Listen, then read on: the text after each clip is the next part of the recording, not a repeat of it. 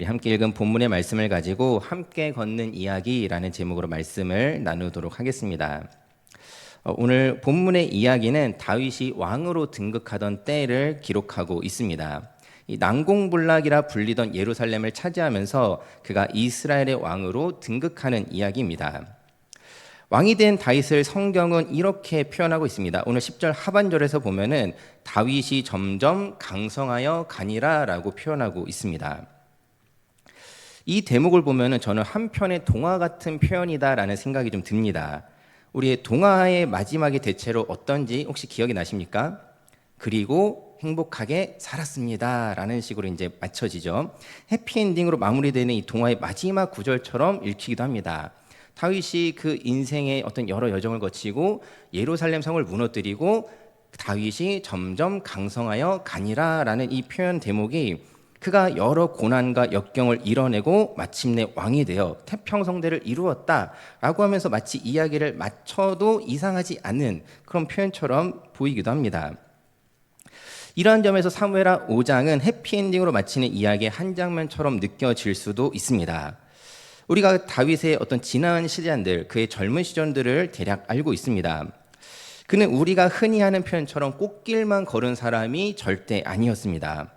억울하게 지명수배자로 광야를 떠돌았고 적국으로 도망갔다가 미치광이 행사를 하면서 간신히 목숨 부지했던 사람이 바로 이 다윗입니다. 그럼 그가 이제 하나님의 말씀대로 온 이스라엘의 왕으로 등극하게 됩니다. 극적인 인생 반전을 다윗이 경험한 것이죠. 그러한 다윗의 삶을 가리켜서 성경은 이렇게 표현하고 있다는 것입니다. 다윗이 점점 강성하여 가니라라고 표현하고 있다는 사실입니다. 우리가 오늘 6절에서부터 10절까지 말씀을 읽긴 했지만 오늘 이 10절의 이 표현에 우리가 좀 초점을 두고 같이 말씀을 좀 나누려고 합니다. 오늘 본문, 이 원문을 통해서 살펴보면 오늘 본문에서 이 마지막에 가니라라는 표현이 우리가 강성하여 가니라라는 표현을 그냥 우리 한글로 읽다 보면은 어떻게 이 가니라라는 단어의 의미를 되어진다라는 의미로 이해하기가 쉽습니다.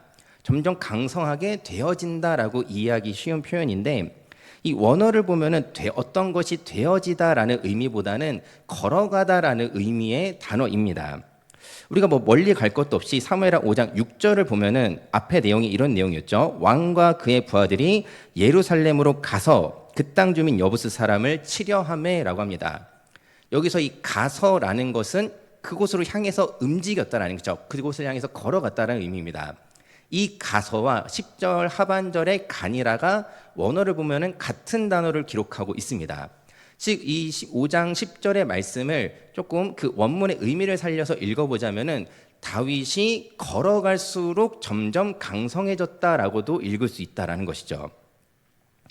어떻게 그럴 수 있었을까요? 그의 인생 여정에 어떤 비결이 있었기에 그가 어떤 길을 걸었기에 그는 걸어갈수록 점점 강성해지는 길을 걸어갈 수 있었을까요? 오늘 이러한 질문을 가지고 이 다윗의 이야기를 나눠보려고 합니다. 앞에서도 잠깐 언급했듯이 다윗의 인생은 그야말로 다사다난했습니다. 이 참 많은 일들이 있었습니다. 쉽게 지나간 일이 정말 하나도 없었다 할 만큼 정말 다사다난했던 인생입니다.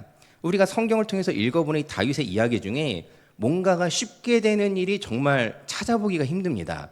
뭐만 하면 장애물이 생기고 뭐만 하면 방해가 있고 뭐 하다가 또 넘어지고 참 다사다난했던 이야기입니다. 그런 복잡한 인생이었지만은 그의 인생 이야기에 관해서 분명하게 말할 수 있는 사실은 그의 이야기가 성장의 이야기였다라는 사실입니다. 물론 그의 성장이라는 것이 일직선으로 상승하는 굴곡이 전혀 없는 그런 상승은 아니었습니다. 그는 이전의 경험에도 불구하고 실수하기도 합니다. 또 넘어지기도 합니다. 잘못된 판단으로 죄를 저지르기도 합니다. 하지만 그는 그 모든 이야기를 통해 인생의 모든 순간을 통해서 점차 성장해가는 모습을 보여줍니다. 그가 이세의 막내 아들로 이 목동에서부터 왕이 되기까지 얼마나 많은 이야기가 있었겠습니까? 우리가 성경을 통해서 바라보는 내용도 알 수 있는 내용도 많지만은 성경이 기록하지 않는 여러 순간들도 참 많이 있었으리라 충분히 짐작할 수 있습니다. 이 모든 사건 속에서 다윗은 변화했습니다. 그리고 이 변화는 변질이 아닌 성장으로 이어졌다라는 사실을 우리는 기억해야 됩니다. 우리가 어제 송구영신 예배 때도 담임 목사님께서 이 변화를 선택하라라는 제목으로 말씀을 전해주셨는데 우리가 이 변화를 선택해야 된다라는 것은 변질이 아닌 성장을 향해서 가자는 말씀이시죠. 이 누군가의 변화라는 것이 부정적인 변화, 변질로 나타나는 경우들도 때로는 있습니다. 또 누군가는 변화를 통해서 성장하는 모습을 보이기도 합니다. 어떤 사건을 통해서 어떤 사람은 변질되어 있고 어떤 사람은 성장하기도 합니다. 우리가 특정 누구를 가리키지 않더라도 뉴스나 여러 이야기들을 통해서 접해볼 때 이 밑바닥에서부터 열심히 이루어낸 어떤 성공 가도를 달렸던 사람이 그 지위와 부와 명예를 얻자 이전과 달리 타락하고 몰락해가는 그런 이야기, 특별히 누구라고 얘기할 필요도 없이 우리는 그런 이야기들을 얼마든지 잘 알고 있습니다. 개구리 올챙이적 생각 못한다라는 말처럼 그 이전의 모습이 변질되어지는 그런 모습을 우리는 충분히 잘 알고 있습니다. 또 어떤 사람은 도무지 변화하지 않는 사람도 물론 있습니다. 변화를 거부하면서 과거를 회상하면서 그 시간에 머물러 살아가는 것이죠. 이런 분들이 주로 하는 말은 그때가 좋았어, 그때가 좋았지, 이런 표현들이죠. 그런데 생각해보면 이 그때가 좋았어라는 말도 어느 특정 순간이지 않나 싶습니다. 극단적으로 예를 들어보자면은 5살짜리 아이가 과거를 돌아보면서 그때가 좋았는데 이러지 않는단 말이죠. 어느 정도 세월이 흐르고 지나온 시간들이 있었기 때문에 그 이야기도 할 수 있는 것입니다. 그런 면에서 이러한 사람도 결국 변화는 있었지만은 성장은 없었다라고 말할 수 있겠습니다.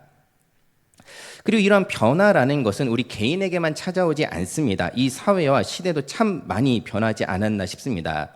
저만 하더라도 제 어린 시절과 지금이 너무나 큰 차이가 있는데 저보다 더 오랜 시간 신앙의 여정을 살아가신 우리 선배님들은 또 얼마나 많은 변화들을 느끼실지 짐작이 됩니다. 우리 인생에는 이처럼 우리를 변화시키는 크고 작은 사건들과 환경에 처해지게 됩니다. 다윗도 마찬가지였습니다. 그의 인생에는 그를 변화시키는 크고 작은 사건들이 있었습니다. 하지만 이 다윗의 인생을 보면은 한번 이렇게 표현해 보고 싶습니다. 다윗의 인생 가운데 여러 가지 변화를 일으킬 만한 크고 작은 사건들이 있었지만 그는 사울의 오랜 적대감에도 비참해지거나 열등감에 사로잡히지 않았습니다. 블레셋에 대한 과도한 악감정으로 인해서 폭력으로 점철된 인생을 살지도 않았습니다. 그리고 그는 꽤 긴 시간 기네스북 세계 최고 거부로 등재되어 있었을 만큼 부자였지만은 성경 어디에도 그가 자신의 이득과 재물에 집착하는 모습을 보여주지 않았습니다. 또 그는 과거 업적의 명성을 우려먹고 사는 나태에 빠지지도 않았습니다. 그 안에서 그가 경험한 모든 갈등, 미움과 배신감, 질투와 사랑, 그는 이 모든 것을 통해서 성장하는 사람이었습니다. 그에게 밑거름이 되지 않은 것은 없었습니다. 그 모든 것을 통해 하나님 앞에서 거룩한 삶을 이루었던 사람이 바로 다윗이었다는 사실을 우리는 기억해야 됩니다. 그리고 우리는 이 사실을 또한 기억해야 됩니다. 우리 삶을 거룩하게 만드는 재료가 있다라고 할 때 그 재료는 거룩한 것만으로 이루어지지 않는다라는 것입니다. 좋은 것, 선한 것, 완전한 것만이 우리 삶을 거룩하게 만들지 않는다는 것입니다. 다윗의 인생도 마찬가지였습니다. 그의 인생에서 다윗이 내가 생각하기에 좋은 것, 선한 것, 온전한 것만을 취해서 그가 거룩한 삶을 이뤄낸 것이 아니었습니다. 그가 했던 모든 실수와 잘못들까지도 다 포함해서 그 모든 것을 통해 다윗이라는 한 사람이 이루어졌다는 것을 우리가 기억해 볼 때 우리 인생도 마찬가지로 내 생각에 내 인생에 좋은 것들, 안 좋은 것들 이것을 구별하면서 좋은 것만이 나를 거룩하게 만드는 것이 아니라 그 모든 것을 통해 하나님께서 나를 거룩하게 만드신다는 사실을 우리는 기억해야 할 줄 믿습니다. 다윗이 그러한 삶을 살았던 그 중심이 어떤 것이었는가? 우리 오늘 10절 말씀을 다시 한번 보도록 하겠습니다. 우리 오늘 함께 읽었던 본문 10절의 말씀을 다시 한번 함께 읽어보도록 하겠습니다. 함께 읽겠습니다. 시작. 만군의 하나님 여호와께서 함께 계시니 다윗이 점점 강성하여 가니라. 아멘. 우리가 이 다윗의 이야기를 참 많은 사람들이 사랑합니다. 다윗의 이야기를 많은 사람들이 좋아하고 사랑하는 이유 중에 하나는 원초적으로 쉽게 얘기하자면 재밌기 때문입니다. 굉장히 매력적인 이야기이기도 합니다. 그 영광과 상처, 약속과 역경 속에서 살아가는 한 인간의 삶은 우리를 그 이야기에 빠져들게 만듭니다. 그러나 다윗 이야기가 단순히 한 인간의 이야기가 아닐 수 있는 이유는 그 이야기 속에 하나님의 임재가 담겨 있기 때문입니다. 다윗은 하나님을 떠나서는 결코 다윗일 수 없었습니다. 다윗이 다윗일 수 있었던 이유는 오늘 10절의 표현을 빌려서 표현하자면은 만군의 하나님 여호와께서 함께 계신 덕분이었다는 사실을 우리 모두 반드시 기억해야 할 줄 믿습니다. 다윗을 통해 우리에게 분명하게 또 선명하게 보이는 사실은 다윗이 다윗 때문에는 하나님을 배제할 수 없다라는 사실입니다. 그리고 우리는 하나님과 함께 걸어가는 삶 속에서 그가 어떻게 반응하는지를 통해 하나님과 함께 걸어가는 삶이 무엇인지를 배울 수 있습니다. 그런 의미에서 우리는 다윗을 통해 우리가 살아가는 모습을 있는 그대로 볼 수 있어야 합니다. 그저 하나의 이야기로 다윗은 이렇구나, 다윗은 그랬구나 라고 그치는 것이 아니라 다윗을 통해 나를 볼 수 있어야 합니다. 그리고 어떻게 삶 속에서 깨어있고 또 진실하고 살아계신 하나님을 만날 수 있는지, 하나님께서 우리 삶에 어떻게 일하시는지를 확인할 수 있어야 합니다. 다윗 이야기를 통해 또 성경을 통해 우리가 해야 할 일은 명확합니다. 나를 돌아보고 어떻게 하나님이 내 삶에 역사하는지를 다윗을 통해 확인하고 그대로 살아가야 한다라는 것입니다. 그것이 성경 속 다윗 이야기가 우리에게 주는 유익이라는 사실을 기억하시기를 바랍니다. 이러한 다윗의 이야기가 참 많이 있지만은 오늘 다 다룰 수는 없는 것이고, 우리가 큰 테두리 안에서 이 다윗의 이야기를 우리가 살펴보게 되었는데, 이러한 다윗의 이야기의 최종장이 오늘 사무엘하 5장은 아닙니다. 앞서서 제가 이 사무엘하 5장 10절의 말씀이 마치 동화의 마침표 같은 마지막 문장과 같은 느낌이 있다라고 말씀을 드리긴 했지만은, 실제 다윗의 그리고 이야기가 사무엘서나 역대기에서도 어느 정도 이어진다라는 것을 볼 때 그의 이야기가 사무엘하 5장이 아니라는 것은 잘 알 수 있습니다. 하지만 그렇다고 해서 사무엘서나 역대기 다른 어떤 구약의 본문이 이 다윗의 마지막 이야기 또한 아닙니다. 그의 이야기의 진정한 최종장은 신약의 첫 권, 그 첫 줄에 있습니다. 우리 마태복음 1장 1절 말씀 함께 읽어보도록 하겠습니다. 마태복음 1장 1절 말씀 같이 읽겠습니다. 시작. 아브라함과 다윗의 자손 예수 그리스도의 계보라. 아멘. 그렇습니다. 다윗 이야기는 최종적으로 다윗의 자손으로 오신 예수 그리스도에게서 완성한다라는 사실입니다. 그리고 우리의 이야기는 여기서부터 시작이 됩니다. 왜냐하면 우리의 삶의 출발점은 바로 예수 그리스도이기 때문입니다. 우리 삶의 출발점이 그리스도에게 있다라는 말은 먼저는 그가 어떤 일을 하고 계시는지를 살피고 거기에 반응하는 삶이 우리의 삶이라는 의미입니다. 그가 우리를 위해서 행하신 일, 그의 죽음과 부활을 기억하며 믿음으로 반응하는 것이 우리 신앙인의 삶이기 때문입니다. 로마서 10장 17절은 우리에게 이렇게 말씀하고 있습니다. 우리 로마서 10장 17절 말씀 같이 읽겠습니다. 시작. 그러므로 믿음은 들음에서 나며 들음은 그리스도의 말씀으로 말미암았느니라. 아멘. 우리 신앙인들에게 삶의 출발점은 예수 그리스도의 복음을 듣고 믿음으로 반응하는 때라는 사실을 우리는 다시 한번 상기할 필요가 있습니다. 지금은 이제 소천하신 이 외국의 유진 피터슨 목사님이 그의 책 가운데 이런 이야기를 했습니다. 이 복음의 삶이란 무엇인가라는 대목이었는데, 복음의 삶이란 그것에 대해 배운 후 제작 설명서를 가지고 조립할 수 있는 어떤 것이 아닙니다. 복음의 삶은 하나님이 우리 안에서 창조와 구원의 역사를 행하실 때, 그리고 순종하고 기도하는 삶이 우리 몸에 배어갈 때 우리가 전 인격으로 되어가는 무언가입니다라고 이야기했습니다. 좀 풀어서 설명하자면 복음의 삶이란 단순히 배운다고 어떤 마치 설명서 하나 읽는다고 되어지는 그런 것이 아니라는 것이죠. 이 설명서라고 했을 때 이 조립식 가구를 한번 예로 들어보겠습니다. 최근에는 어떤 가구를 이제 조립식으로 사서 직접 조립하는 일들도 있으시는데, 이러한 가구를 이제 만드는 방법은 간단합니다. 말은 쉽게 할 수 있습니다. 설명서대로 하면 됩니다. 설명서대로 하면 됩니다. 설명서에 써 있는 순서대로 1번 딱 자세히 나옵니다. 1번 뭐뭐뭐를 확인한다. 2번 뭐를 어디에 끼운다. 3번 그 다음에 어떻게 한다. 간단합니다. 설명서대로 하면 됩니다.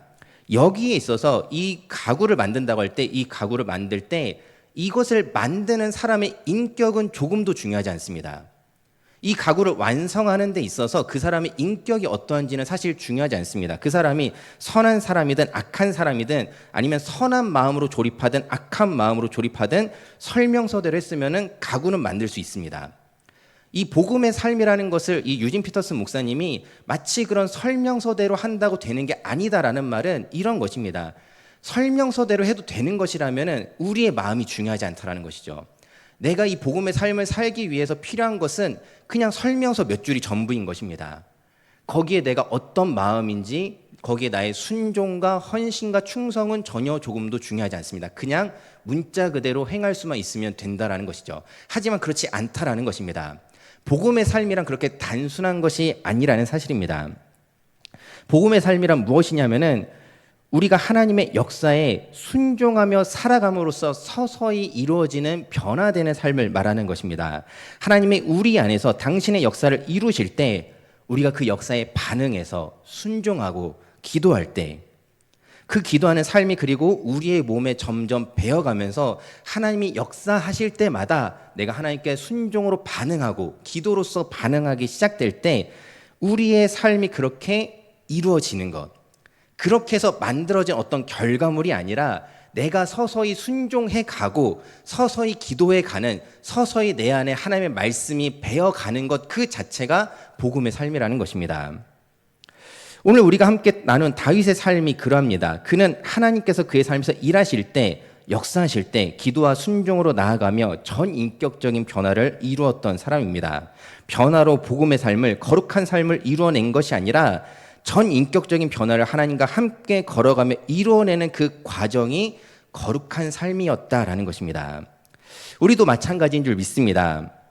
하나님의 역사에 우리가 순종하는 삶을 통해 서서히 변해갈 때 변해서 어떤 결과물을 내는 것이 아니라 그 변해가는 그 과정이 곧 하나님 안에서 살아가는 거룩한 삶, 복음의 삶인 줄 믿습니다. 다윗이 하나님과 함께 걸어갔듯이 하나님과 함께 걸어가는 것입니다. 그런 의미에서 다윗의 이야기는 하나님과 함께 걷는 이야기였다라고 말할 수 있습니다. 그리고 우리 삶도 하나님과 함께 걷는 이야기가 되기를 주님의 이름으로 축원합니다. 다윗의 인생은 하나님이 아니고서는, 하나님을 떠나서는 무엇 하나 제대로 이해할 수 없는 삶이었습니다. 우리의 삶도 그와 같기를 소망합니다. 우리의 인생에서 하나님이라는 단어를, 하나님을 배제하고도 설명되는 그런 인생이 아니라 내 인생에서 하나님이 아니고서는 설명되지 않는 그런 삶, 그런 삶을 살아가고 이루어갈 수 있는 저와 여러분 되기를 소망합니다. 다윗에게 하나님은 재미있는 이야기거리를 제공하는 분이 아니었습니다. 어떤 교리만을 가르치는 교사도 아니었습니다. 그를 인도하시고 보살피는 분이었습니다. 그에게 하나님은 삶의 현실적인 조건들로부터 그를 멀리 떼어놓는, 현실을 잊게 하는 막연하고 추상적인 분이 아니었습니다. 하나님은 그의 일상을, 그의 인생 모든 이야기를 재료로 삼아 구원을 이루시고 변화를 이루시는 분이었습니다. 그리고 그의 변화가 변질이 아닌 성장이 되도록 이끌어 가셨습니다. 하나님은 우리 현실의 역사하는 하나님이신 줄 믿습니다. 하나님은 우리의 생각에만, 우리의 마음에만 머물지 않으십니다. 그분은 이 우주 만물을 지으셨을 뿐만 아니라 여전히 살아계셔서 이 땅 가운데 역사하시는, 우리의 현실에서 일하시는 하나님이십니다. 그래서 우리의 현실이, 우리 인생이 그분이 아니고서는 설명되지 않는 인생을 살아가게 하시는 것입니다. 이 하나님이 우리의 하나님, 나의 하나님이심을 믿는다면 우리 인생 이야기가 하나님과 함께 걷는 이야기가 될 줄 믿습니다. 세상은 우리에게 그렇게 말합니다. 우리를 이해하지 못하고 손가락질하면서 우리 신앙인들을 향해서 그런 식으로 말하죠. 현실을 살라고. 어떤 망상에 빠지지 말고 현실을 살아가라고 이야기합니다. 이 신앙을 모르는 사람들에게는 우리의 신앙이라는 것이 그저 현실 도피 정도로 여겨질 때도 있습니다. 하지만 하나님은 실제요 현실입니다. 하나님이 우리의 망상 가운데, 우리의 믿음이라는 것이 어떤 존재하지 않는 것을 있다라고 믿는 것이 아닙니다. 그렇죠? 우리의 믿음이라는 것은 우리가 어떤 것을 만들어내고 지어내는 것이 아닙니다. 우리의 현실 가운데 역사하시고 살아계시는 그 하나님을 믿는 믿음이 우리의 믿음인 줄 믿습니다. 우리가 그렇게 하나님을 우리와 함께 걸어가는 그 인생이야말로 우리의 실제요 현실이라는 사실을 믿으면서 살아가는 저와 여러분 될 수 있기를 소망합니다. 그렇게 걸어갈 때 만군의 하나님 여호와께서 함께 계시니 다윗이 점점 강성하여 가니라 하신 말씀처럼 우리 삶에도 그대로 이루어질 줄 믿습니다. 하나님과 함께 걸어가면 걸어갈수록 강성해지는 인생 될 줄 믿습니다. 하나님과 함께 걸으며 한 걸음 한 걸음 걸어갈수록 하나님으로 말미암아 강성해지는 2025년을 살아가는 우리 모든 성도 여러분 되시기를 주님의 이름으로 축원합니다. 우리 마지막으로 함께 이렇게 고백해 봤으면 좋겠습니다. PPT를 한번 띄워주시겠습니까? 우리 10절의 말씀에 이 다윗의 이름 대신에 나의 이름을 한번 넣어보겠습니다. 이런 거 하는 거 좀 민망하시죠? 좀 부끄러워하시는 분들도 많이 있습니다. 작게라도 괜찮습니다. 내 이름을 넣어서 우리가 한번 같이 읽어봤으면 좋겠습니다. 같이 읽고 이 말씀을 우리의 믿음의 고백으로 함께 드렸으면 좋겠습니다. 같이 해주실 거죠? 저만 하지 않은 거죠? 우리 같이 한번 내 이름을 넣어서 함께 고백해 보도록 하겠습니다. 시작. 만군의 하나님 여호와께서 함께 계시니 건주가 점점 강성하여 가니라. 아멘. 새롭게 맞이하는 2025년 새해가 그런 한 해가 될 줄 믿습니다. 하나님과 함께 걸어가면 걸어갈수록 점점 강성해지는 우리 모든 성도 여러분 되시기를 주님의 이름으로 축원합니다.